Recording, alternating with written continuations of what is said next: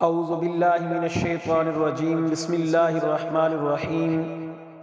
YouTube کے میرے سب سامعین و ناظرین، آپ کو اسلامک ویڈیوز چینل پہ خوش آمدید۔ جیسا کہ آپ لوگوں کو معلوم ہے کہ بابرکت مہینہ رمضان المبارک کا ہے، اس کی اتنی برکتیں ہیں، صبح و شام اللہ تبارک و تعالیٰ کی رحمت ٹھاٹھے مار رہی ہیں۔ خوش قسمت لوگ ہیں جو اس کے رمضان المبارک کے بابرکت مہینے کے روزے رکھ رہے ہیں، تراویحیں ادا کر رہے ہیں اور اپنے رب کو راضی کرنے کی کوشش کر رہے ہیں۔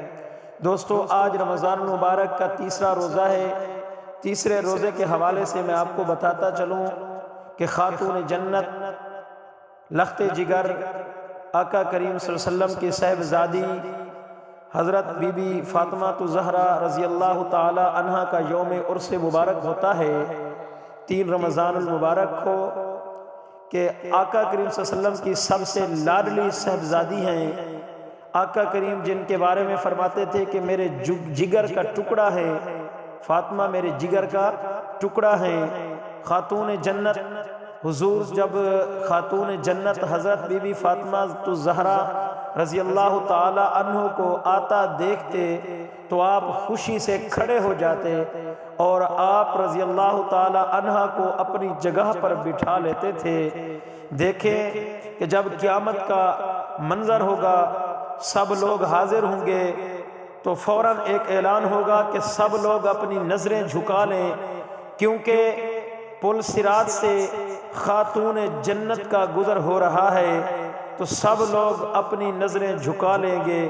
جب خاتون جنت گزریں گی سب کی نظریں نیچی ہوں گی۔ دوستو، خاتون جنت امام حسن رضی اللہ تعالی عنہ فرماتے ہیں، میں نے اپنی والدہ ماجدہ حضرت بی بی فاطمہ الزہرا کو دیکھا کہ آپ رات بھر نماز میں مشغول رہتی، کیونکہ آپ کے متعلق مشہور ہے کہ آپ فرماتی تھیں کہ میرے مالک کوئی ایسی رات بھی بنا، اتنی لمبی رات بنا کہ میں یعنی کہ رج کے آپ کی بارگاہ کے اندر سجدہ ریز ہو سکوں، آپ کی عبادت کر سکوں۔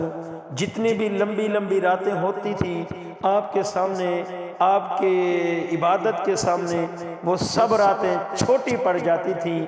آپ اتنی اللہ تبارک و تعالیٰ کی عبادت کرتی تھی، ساری رات قرآن پاک کی تلاوت ہوتی تھی، ساری رات نوافل نماز آپ ادا کرتی تھی۔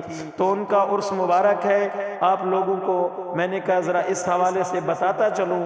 تو دوستو، دعا ہے اللہ رب العالمین کی ذات بابرکات سے اللہ تبارک و تعالی ہم سب کو خاتون جنت حضرت بی بی فاطمہ الزہرا رضی اللہ تعالی عنہا سے اللہ پاک بے پناہ محبت عطا فرمائے، پھر ان کے طفیل اللہ پاک ہم سب کے گناہوں کو بھی معاف فرمائے، ہم سب کو اللہ پاک نیک عمل کرنے کی توفیق عطا فرمائے۔